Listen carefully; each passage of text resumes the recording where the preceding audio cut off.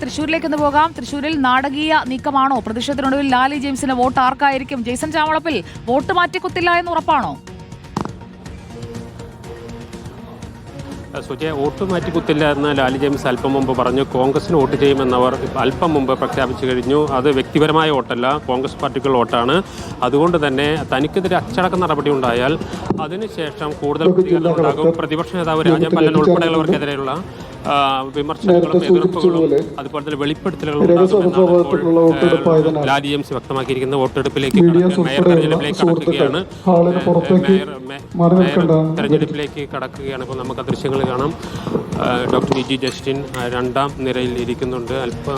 ജില്ലാ കളക്ടർ അർജുൻ പാണ്ഡ്യൻ എത്തിച്ചേർന്നു. അല്പസമയത്തിനകം നടപടിയിലേക്ക് കടക്കുകയാണ്. ഇപ്പോൾ മാധ്യമപ്രവർത്തകരെ പുറത്തു പോകണമെന്നാണ് ഇപ്പോൾ നിർദ്ദേശിച്ചിരിക്കുന്നത്.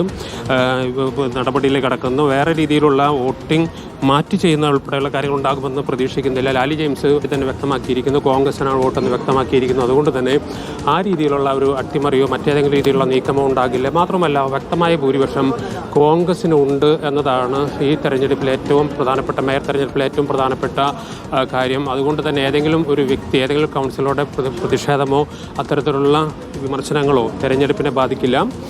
ഇപ്പോൾ ജില്ലാ കളക്ടർ എത്തിയിരിക്കുന്നു. തെരഞ്ഞെടുപ്പിൻ്റെ നടപടിക്രമങ്ങളിലേക്ക് കടക്കുകയാണ്.